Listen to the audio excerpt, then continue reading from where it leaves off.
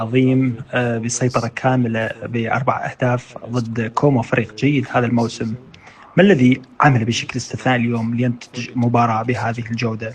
أعتقد أننا بدأنا بشكل جيد وضغطنا وسجلنا بشكل مبكر هدف أول، ثم حاولوا الضغط علينا ووضعنا في صعوبة.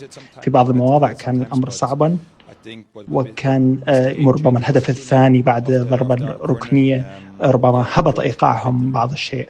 وأعتقد أننا عملنا بشكل جيد وكنا صليدين في الدفاع، وأوقفنا العديد من الهجمات لهم، وأدينا بشكل جيد في الهجمات المرتدة.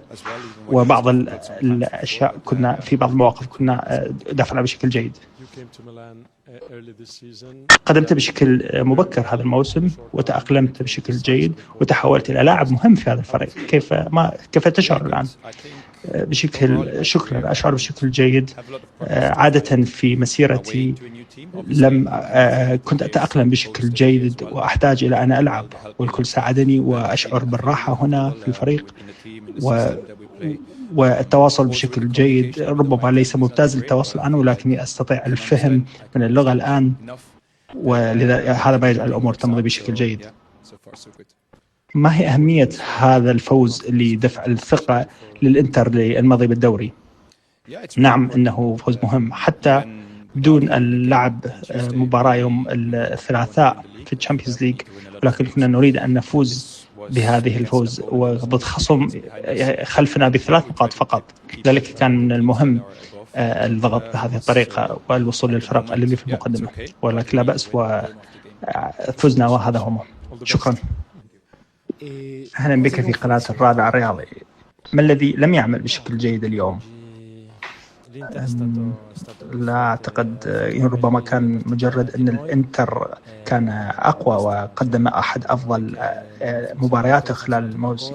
ليس هو أمر أنه هناك شيء لم يعمل بعدنا، ولكن بعد الهدف الأول قدمنا أداء جيد وكنا قريبين من تحقيق التعادل وفوتناه، ثم سجلوا هدفا، وهذا ربما سحب بعد الحماس من عندنا، ولكن ببساطة كان الإنتر أقوى من اليوم. هل بالنسبة لك أن فرق الخبرة للاعبي الإنتر هي التي صنعت هذا الفارق بالمباراة؟ نعم، ربما علينا أن نعرف أن الإنتر فريق كبير وذو لاعبين كبار بالتجربة. نحن نملك الكثير من اللاعبين الجيدين جدا، ولكننا أيضا فريق شاب عليه التعلم المزيد والتعلم أيضا من هذه المباراة للتحسن. هل لهذه الخسارة إمكانية أن تجد بعض التغيير في مسيرتكم في فريقكم وفي الدوري؟ لا أعتقد أن أحد تكلم عن الفوز بالسكوديتو لفريقنا. لا نفكر بهذا. نعم، أتفهم وجهة نظرك، ولكن سنقيم الأمر مباراة تلو الأخرى. علينا الآن النهوض ورفع رأسنا والتفكير بالمباراة القادمة ضد روما وفرض أدائنا ومحاولة الفوز مثلما فعلنا في بداية الموسم. شكرا. شبكة نجوم الرابعة، اشتراك واحد، محتوى متعدد.